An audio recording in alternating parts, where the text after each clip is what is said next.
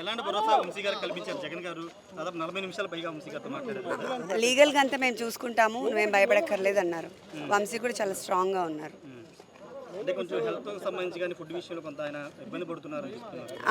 అవన్నీ it will be taken care అని చెప్పారు.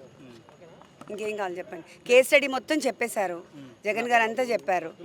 మీరు హైలైట్ చేసుకోవాల్సింది ఏంటంటే ఈరోజు మనం ఈ సత్యవర్ధన్ కేసులో జస్ట్ 20,000 కోసము వంశీ గారు తన్ని కిడ్నాప్ చేసి తీసుకెళ్లారు అని చెప్పారు కదా. ఇప్పుడు ఆ 20,000 రికవర్ చేసుకోవడానికి, ఎక్కడి నుంచి వంశీ గారి దగ్గర నుంచి 20,000 రికవర్ చేసుకోవడానికి పోలీస్ కస్టడీ 10 రోజులు అడుగుతున్నారు. దీనికంటే ఇంకా ఫన్నీ ఏముంటుంది చెప్పండి. అది జరుగుతూ ఉంది. ఇక మా కేస్ స్టడీ అంతా జగన్ గారు అంతా ఎక్స్ప్లెయిన్ చేశారు కదా నీట్గా. ఇంకేమైనా కావాలంటే చెప్పండి. వంశీ గారు చాలా ధైర్యంగా ఉన్నారు. హెల్త్ ఎలా ఉంది?